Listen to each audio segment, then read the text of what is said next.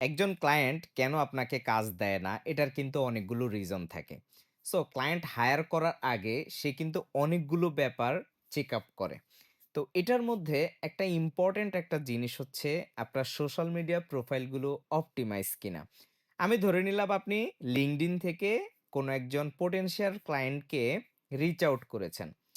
কিন্তু আপনি আপনার প্রোফাইলটাকে অপটিমাইজেশন করেন নাই। সো সে যখন আপনার প্রোফাইলটা ভিউ করবে, তার মধ্যে আপনার প্রতি কিন্তু কোনো কনফিডেন্স আসবে না। সো ক্লায়েন্ট হায়ার না করার অনেকগুলো রিজন থাকে। আমরা হয়তোবা মনে করি আমি যেই মেসেজ টেমপ্লেটটা দিচ্ছি, যেই মেসেজটা পাঠাচ্ছি সেটা হয়তোবা কাজ করতেছে না। এইরকম একটা ফিল আমাদের ভিতরে থাকে।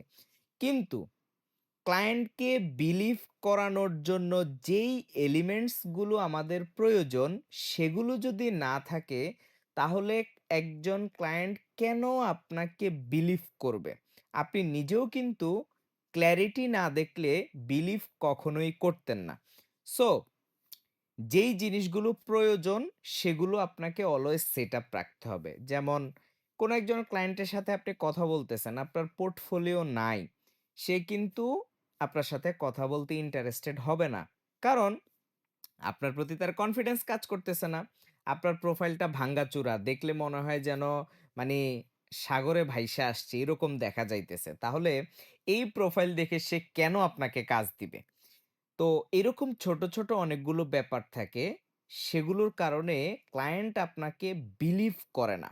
যেকোনো একটা প্রোডাক্ট যখন আপনার সামনে আমি আপনাকে দিব, এটার যদি প্যাকেজিংটা ভালো না হয়, এটা যদি প্রপারলি আপনাকে প্রেজেন্ট না করা হয়, আপনার কাছে জিনিসটা একটু স্ক্যাম ফিল আসতে পারে। মনে হইতে পারে যে এটা একটা নকল প্রোডাক্ট।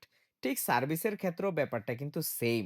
জিনিসটাকে মনে হইতেছে যে কেউ একজন আমার কাছে সেল করতে চাইতেছে এরকম একটা ফিল চলে আসে।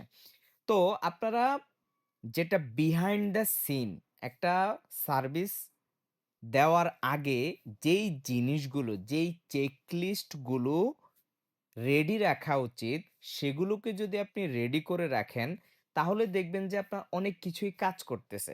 আদারওয়াইজ আপনি বলবেন যে, আমার আমি অনেকদিন অনেক মেসেজ পাঠাচ্ছি, অনেক কনটেন্ট দিচ্ছি, বাট আপনার সেটা কাজ করবে না।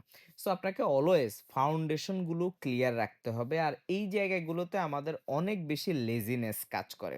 সো এই লেজিনেস গুলো কখনোই রাখা যাবে না। এগুলোকে ঠিক করে দেন আপনাকে আউটরিচ করতে হবে, কনটেন্ট দিতে হবে। ক্লায়েন্ট অ্যাকুইজিশন এর যে কাজগুলো সেগুলো আপনাকে করতে হবে। সো কখনোই ফাউন্ডেশনে দ্যাট মিনস গোড়ায় গলদ রেখে কখনোই কাজ করতে যাবেন না। রেজাল্ট ভালো আসবে না। অলওয়েজ ফাউন্ডেশন ঠিক করে দেন আপনাকে ক্লায়েন্ট অ্যাকুইজিশন এ নামতে হবে। তাহলে দেখবেন যে আপনার ক্লায়েন্ট অ্যাকুইজিশন এর সিস্টেমগুলো ওয়ার্ক করবে। আদারওয়াইজ কাজ করবে না। ঠিক আছে? সো নেক্সট টাইম এটা মনে রাখবেন। Thanks everyone.